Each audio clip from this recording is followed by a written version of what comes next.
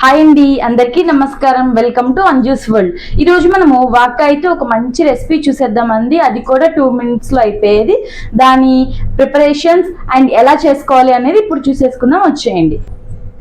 నేనైతే ఒక 250 grams వాకాయల్ని ఇలా నీట్గా వాష్ చేసేసుకొని పెట్టేసుకున్నా అండి. ఇప్పుడు వీటిని మనం లోపల గింజలు ఉంటాయి కదా, అవి తీసేసుకొని ఓ పక్కకి పెట్టేసుకుందాం. ఇదిగోండి, ఇలా సన్నటి గింజ ఉంటుంది, వాటిని తీసేసుకోవాలి.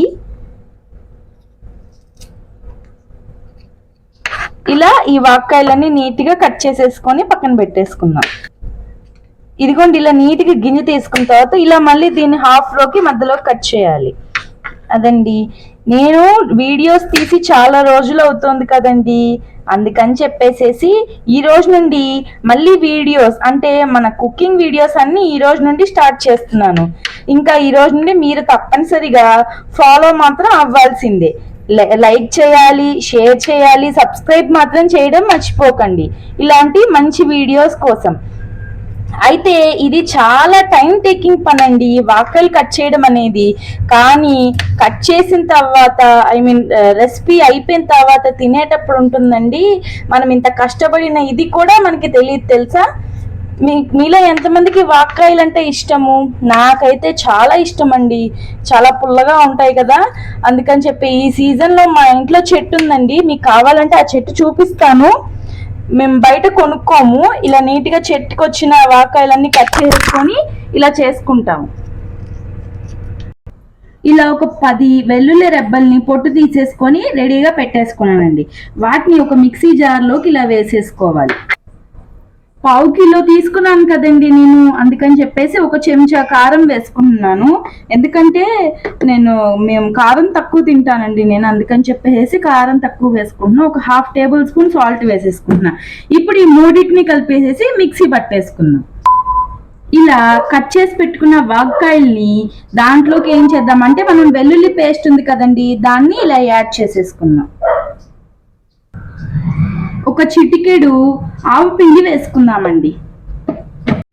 ఇదిగోండి, ఒక హాఫ్ కూడా కాదు, చిటికెడంత మెంతి పిండి వేసుకోవాలి.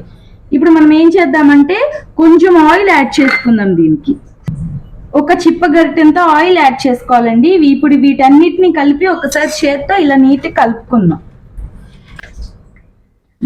ఏముందండి స్మెల్, అసలు వాక్కాయలతో వెల్లుల్లి కారం కలిస్తే సూపర్ ఉంది తెలుసా.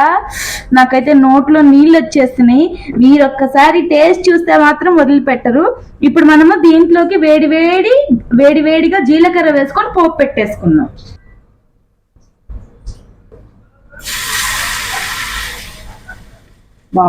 ఏముందండి స్మెల్. దీనిగా నీటి ఇలా రష్ చేసేసుకొని దీంట్లోకి ఇలా వేసేసుకుందాం. ఆయిల్ చూడండి, నేనైతే 4 టేబుల్ స్పూన్ దాకా వేసాను ఆయిల్.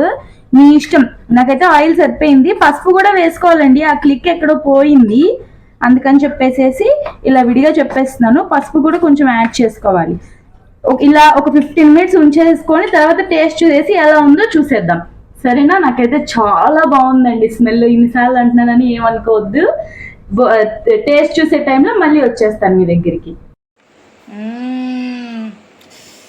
స్మెల్ అయితే అదిరిపోయిందండి, చాలా అంటే చాలా బాగుంది. ఇలా వేడి అన్నంలో నెయ్యి వేసుకొని వాకాయ పచ్చడి తింటుంటే నాకైతే చాలా బాగుందండి. 1 minute.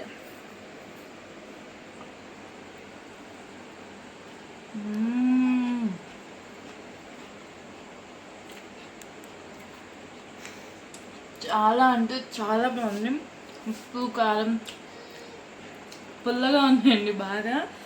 ఉప్పు కారం మెంతిపిండి ఆవపిండి అన్నీ అయితే చాలా బాగుంది. వెల్లుల్లి ఘాటు మాత్రం చాలా బాగా తెలుస్తుంది. ఈ వాక్కాయల వల్ల 2 కాంబినేషన్ అయితే అద్భుతంగా ఉంది. మీరు ట్రై చేయండి, ఎలా కుదిరిందో నాకు కమెంట్లో చెప్పేయండి. నాకైతే చాలా బాగా నచ్చింది. బాయ్ మరి.